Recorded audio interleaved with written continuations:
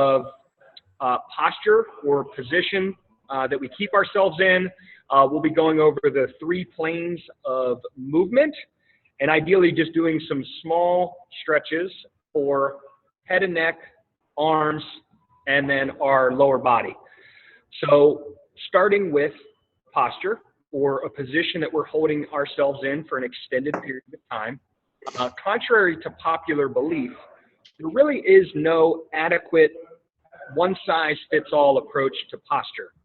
Posture is something that has been demonized for a very, very long period of time, and unfortunately, it's led to a lot of narratives that are being found to be incorrect.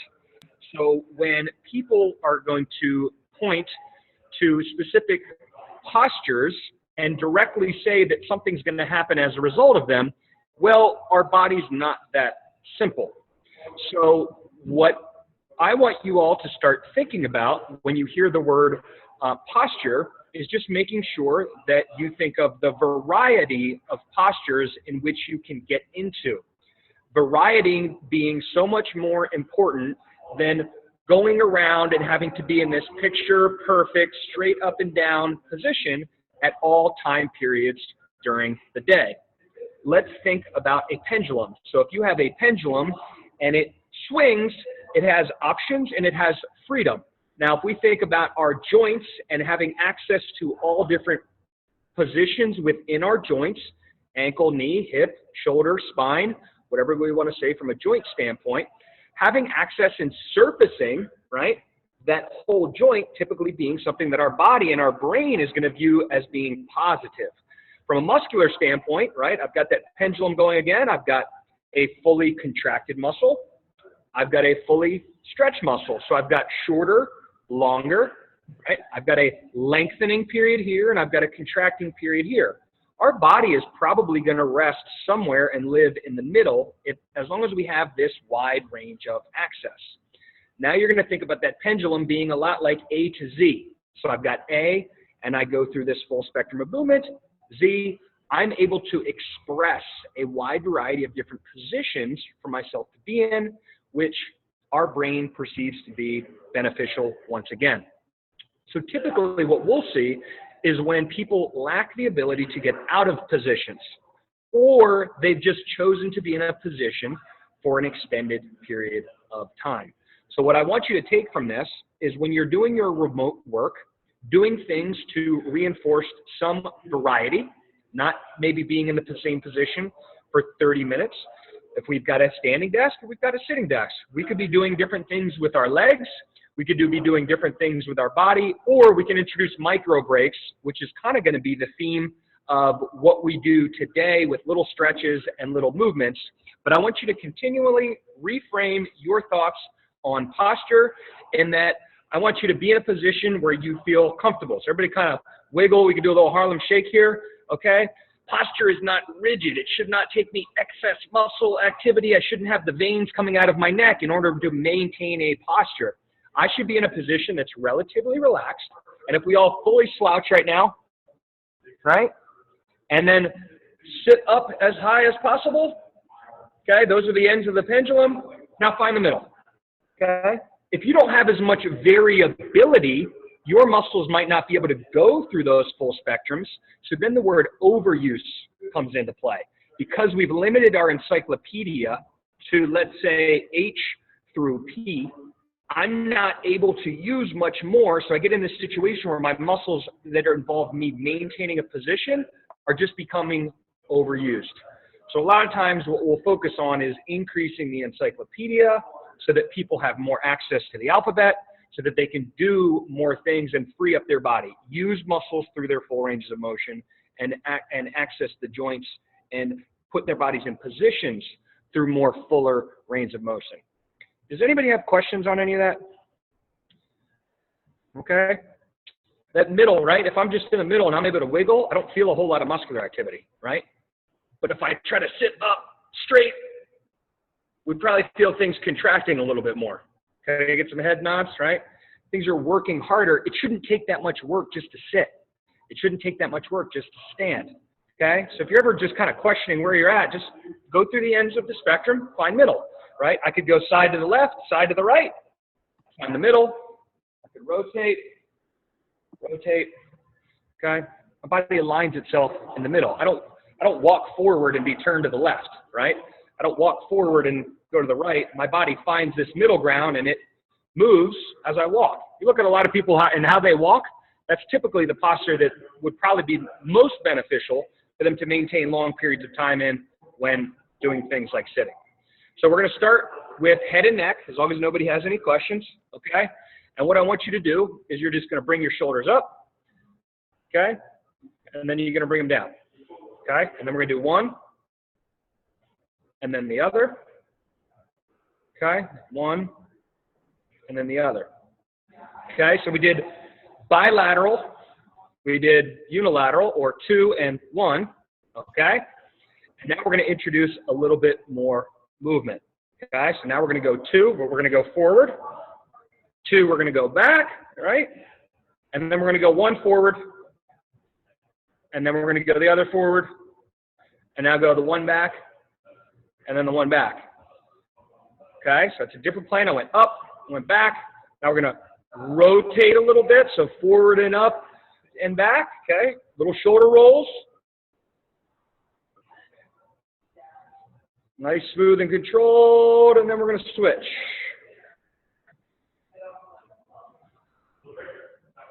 Okay, when we talk about head and neck tension, your head and the muscles that kind of carriage it, right?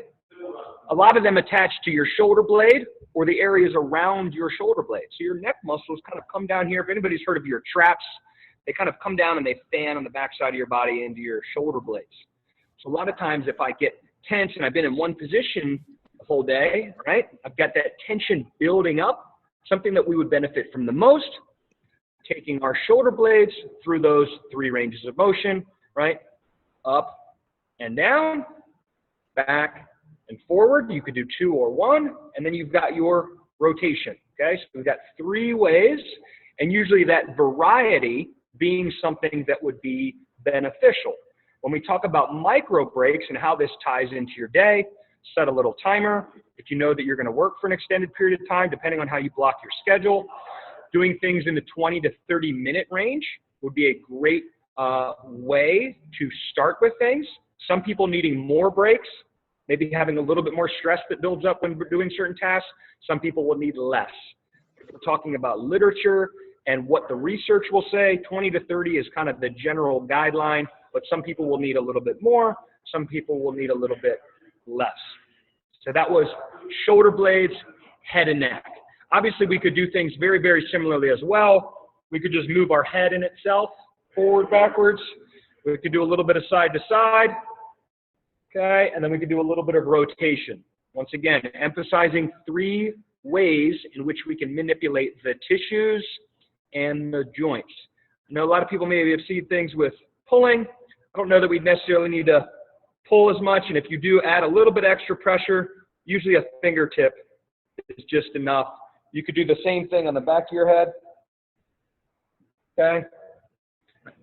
I wouldn't suggest a whole lot with the exception of just looking up. I don't know that a whole lot of pressure backwards is necessarily what we need. Okay?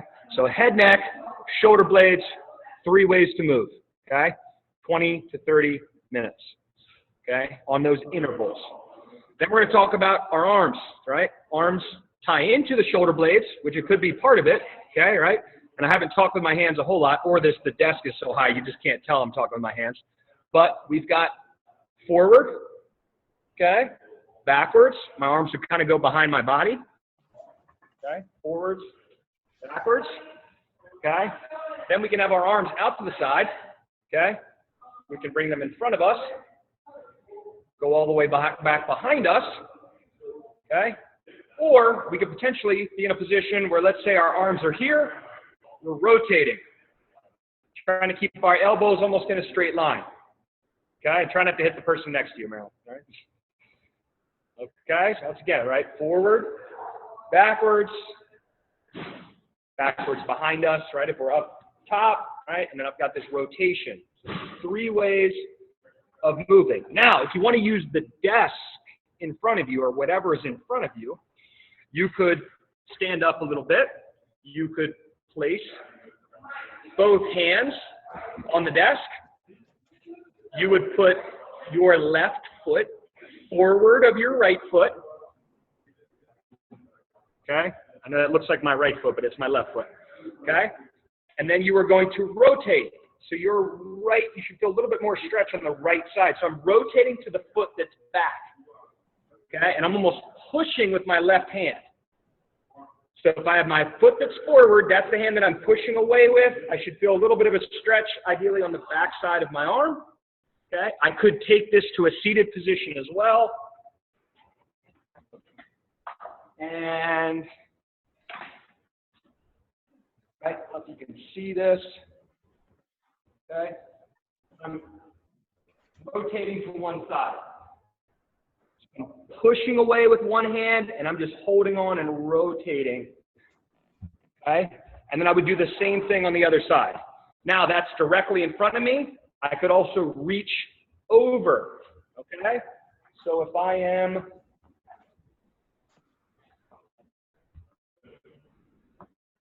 here to grab something, I'm pushing with this hand. And now I'm going to rotate so that my arm's across from me. So Chelsea, switch. So have your arm square up, reach potentially across, okay, and then push. So now I'm rotating myself and my chest is towards my arm. And then I can switch.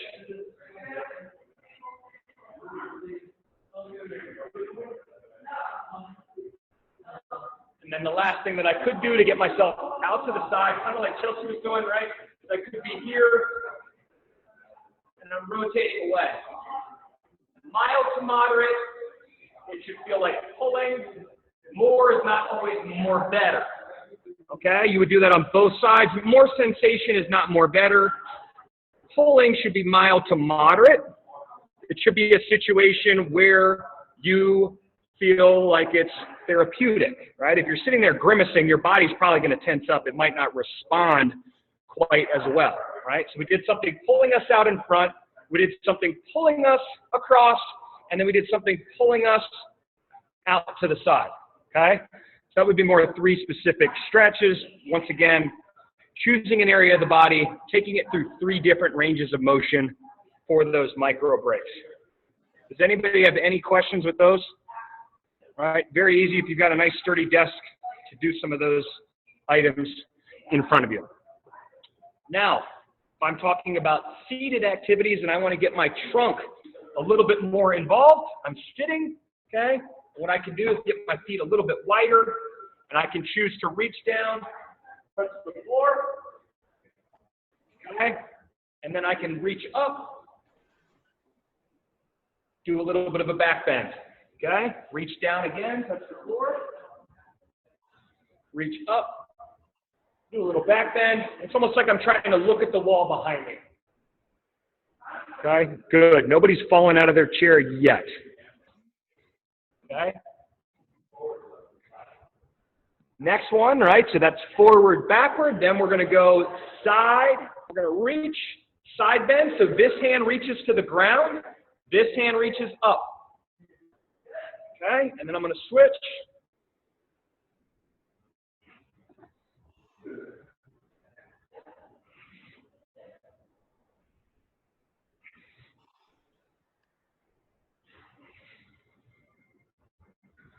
And then the last one here, right? And now I'm just going to reach across.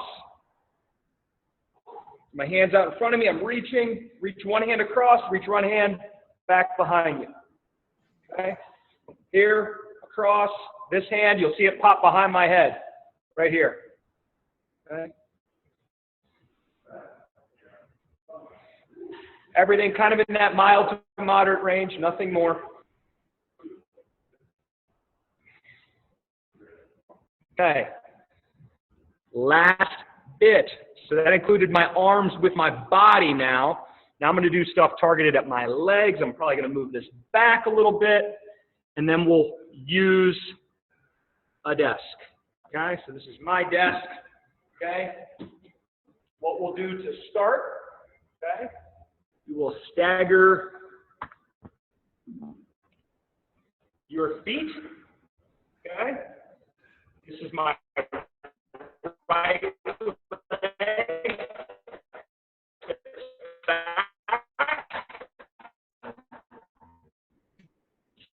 My left leg is forward. My front leg becomes a kickstand. I have most of my weight on the back leg, and I'm just shifting. This knee is not locked, but it's pretty straight. Pretty straight, not locked. And then you're going to come forward, switch your feet. Here's my kickstand. Here's my leg that I'm supporting on, my left leg. I'm going to shift back, and then I'm going to switch. Okay? I'm just going to alternate.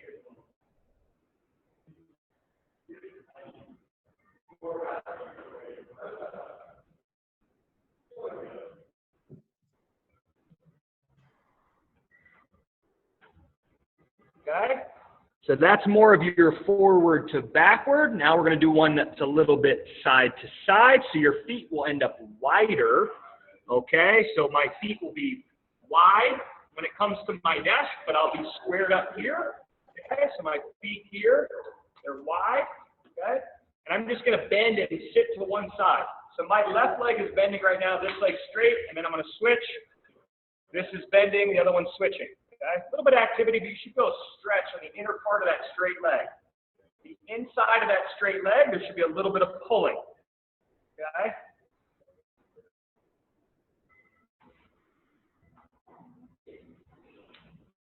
Feet are staying pretty flat.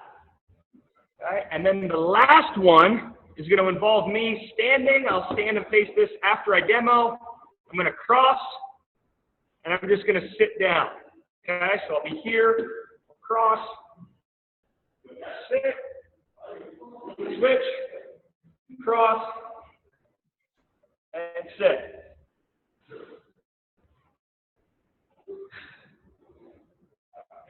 Should feel more of this like our back pocket.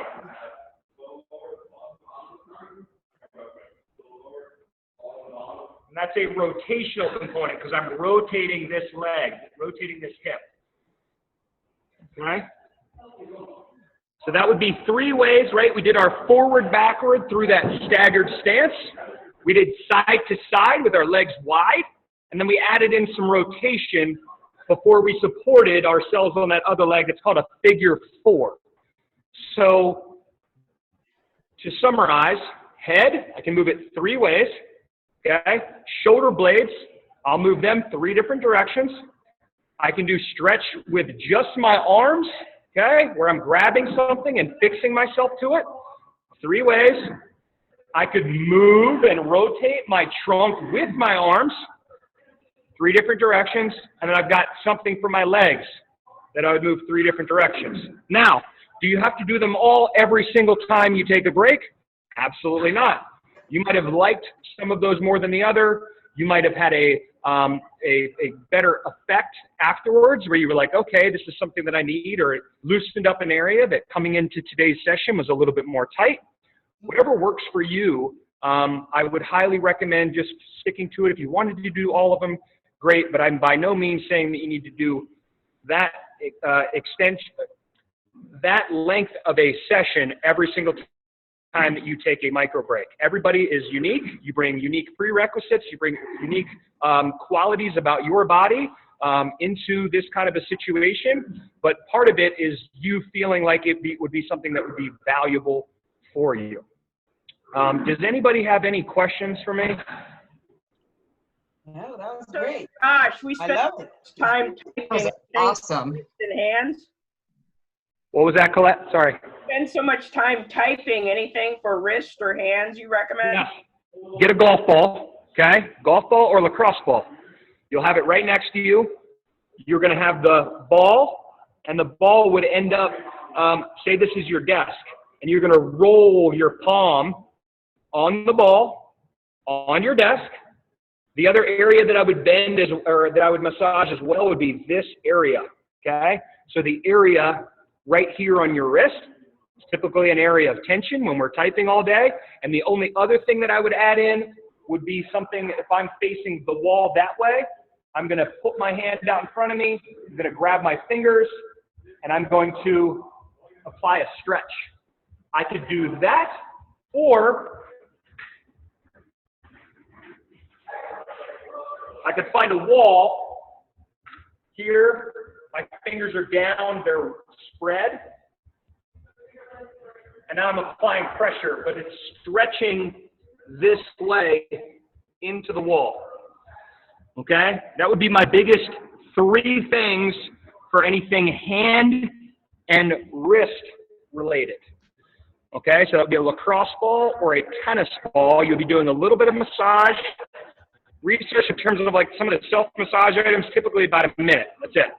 Okay? So do a minute on the hand, minute on the wrist right here, and then you can go into a nice little 1 1,000, 2 1,000, relax. 1 1,000, 2 1,000, relax. 10 reps, or you could do a steady or a static stretch for 30 to 45 seconds. It's entirely up to you. Hey, Josh. Yes. The exercise that you did with your knees, from like the side to side. Yes. So yeah, I have a torn ACL, but it felt really good to do that. Do you have any suggestions on like how many times I should do that, or like something to do after to relax the muscles? So what I'd recommend as you're reintroducing a new activity, A, does it feel good? Okay? Achy, pulling, pressure, you feel like things are contracting, great. That's either a green or a yellow light. If you feel anything sharp, that's something we would want to avoid. We would either change the range of motion, we would change the speed in which we were doing it, or we could add more support. So maybe you could hold on to something to provide you more support. Then that would change that red light to a yellow light. So if it's in that yellow to green light category, because it does feel good, I would recommend doing 1 set. And sorry, my internet real quick. Can everybody still hear me? Give me a thumbs up. We're good? Can you hear me? Got it. Yeah? Okay. Thank you. So if you're in that yellow to green light, yeah, sorry, my internet connection went wonky there for a second. So if it feels good, you're in that yellow to green light, you would do the activity somewhere between, say, 8 to 15 reps. You would not do it to failure. You would not do it in a situation where you have to change tempo. So if you think about a metronome, an easy exercise that I can maintain tempo with. When I start to be unable to maintain tempo, my body is straining and stressing more. And if I'm introducing a new activity, I don't recommend doing something that is going to require you to change tempo. You would see how you tolerate it the rest of that day and the next day. If everything felt like it went okay and your body's responding positively, then I would recommend doing it the next day. We typically will follow the rule of 10%. So let's say that you did 10 reps on each side. 10% of that, honestly, only being a 1 rep increase. But if you look at working out twice a week, you did 10 reps in the beginning of the week, you did 11 reps at the end of the week, then say the next week you got to 12 and 13.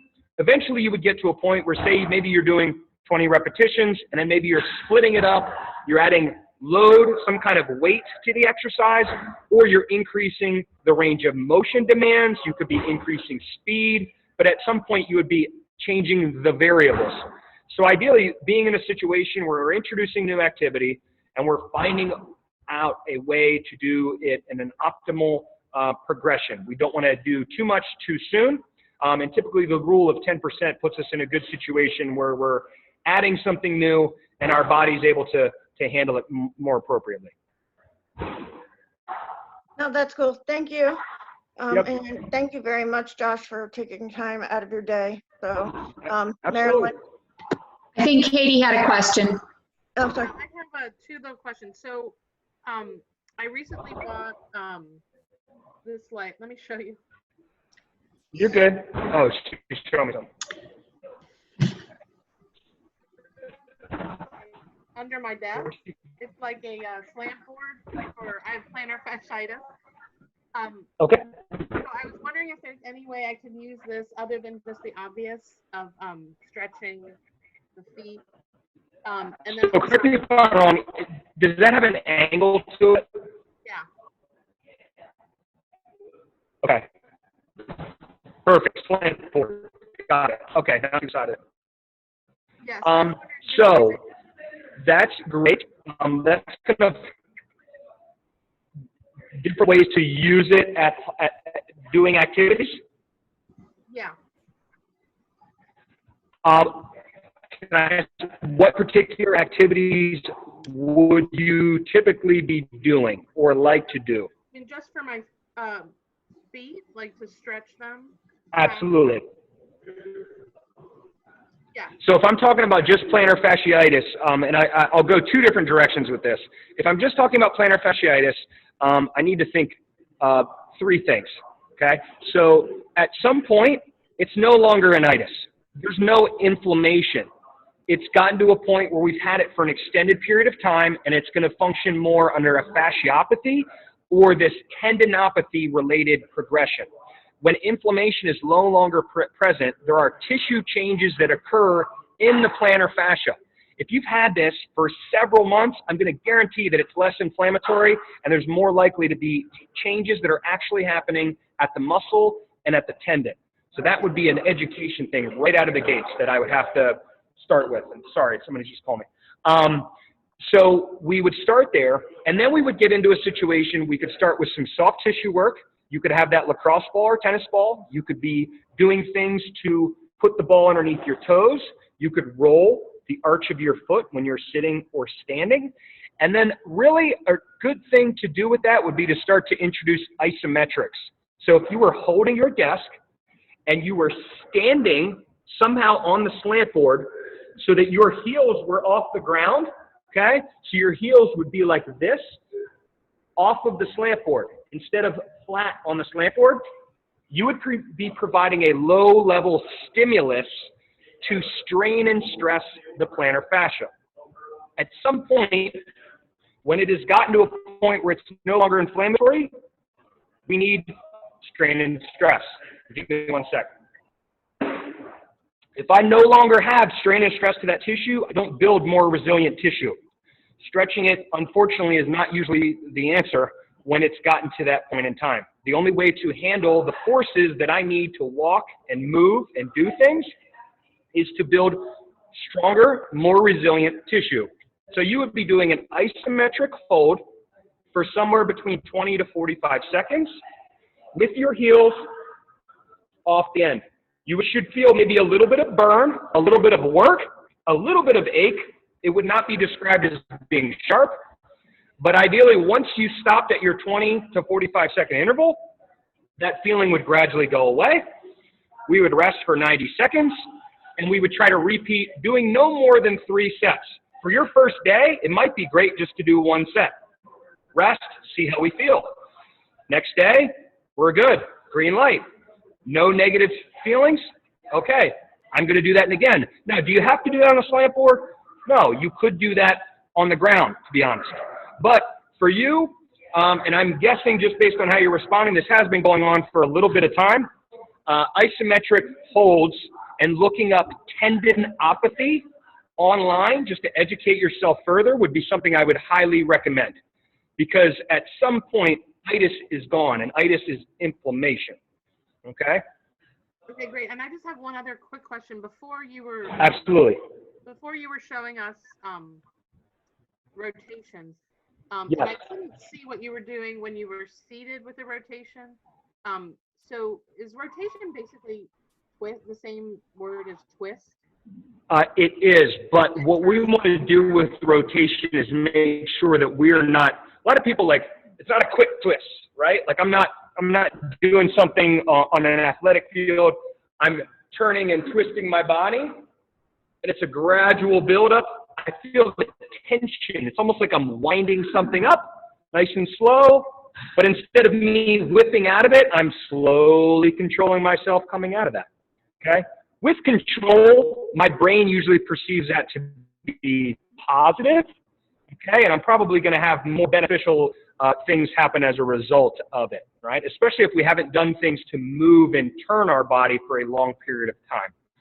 slow, then building up speed as we want to or need to. But when you look at sports like baseball and softball, they don't go to like swinging a bat as hard as possible overnight, right? There was a gradual buildup in terms of their body being able to handle those forces, the muscles, the joints. Cool, thank you. Absolutely. Happy to help, Katie. Marilyn? No, I'm good. Okay. Thank you so much, Josh. We really appreciate you. Thanks, Josh. That was great, Josh. Thank you. Super Good luck. awesome. If you have any questions, don't hesitate. Yeah, Sorry, Meryl. Josh, call if you need anything. Okay. Anita? Thank you. I appreciate it. We feel pretty blessed. But yeah, I hope everybody's safe and healthy.